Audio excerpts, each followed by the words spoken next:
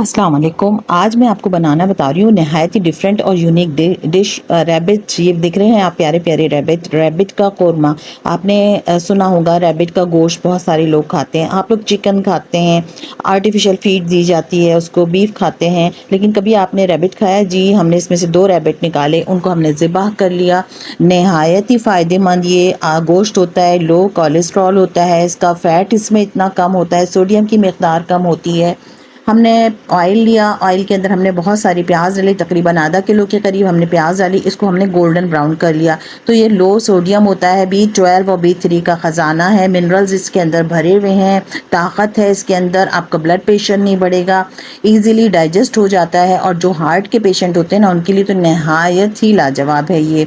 तो जनाब, महीने में 2 बार तो लाजमी खाना बनता है। अच्छा, वो ऑयल जिसमें हमने प्याज फ्राई की थी, वो उसमें से हमने प्याज निकाल ली, उसी ऑयल के अंदर हम डाल रहे हैं इसको, मीट को, खरगोश के गोश्त को।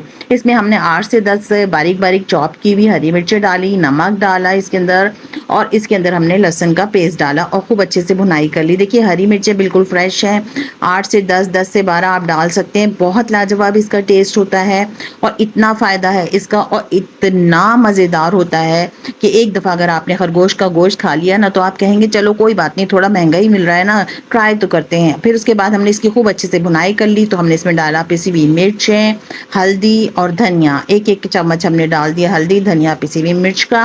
और पिसा हुआ धनिया थोड़ा कम डालना है, थोड़ा सा इसमें चुन्ना मुन्ना सा हमने डाला पानी, ताकि हमारा मसाला जले नहीं और इसकी अच्छे से हो जाए भुनाई।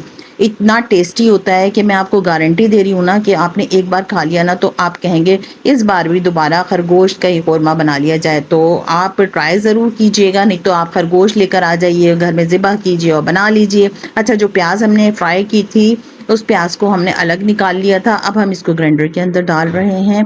और इसके साथ साथ हमने क्या करना है कि हमने इसके अंदर तकरीबन आधा 1.5 पाव के करीब हमने इसके अंदर दही डाली है, ना ज़्यादा खट्टी है ना मीठी है, नॉर्मल दही है, वो डाल के हमने ग्राइंडर को चला लिया और अच्छे से हमारा पेस्ट बन गया है दही का और प्याज का।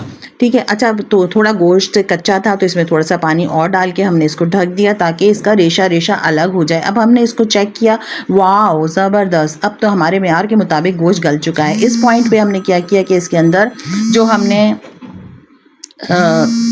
पेस्ट बनाया था दही का और उसका प्याज का, वो हमने इसके अंदर डाल के इसकी भुनाई की हल्के से, और फिर इसको हमने इसकी हमने अच्छे से भुनाई कर ली है। प्याज बिल्कुल देखिए जलाइएगा नहीं, गोल्डन ब्राउन कीजिएगा। और जो हमने बनाया था वो पेस्ट, वो हमने इसके अंदर डाल दिया और इसको हमने ढक दिया। लास्ट पॉइंट पे जब रोगन हम देख रहे हैं कि ऊपर आ गया, हमारी अच्छे से भुनाई हो गई है, तो हमने इसमें पिसा हुआ गरम मसाला डाला। गरम मसाले की रेसिपी मेरे चैनल पे मौजूद है।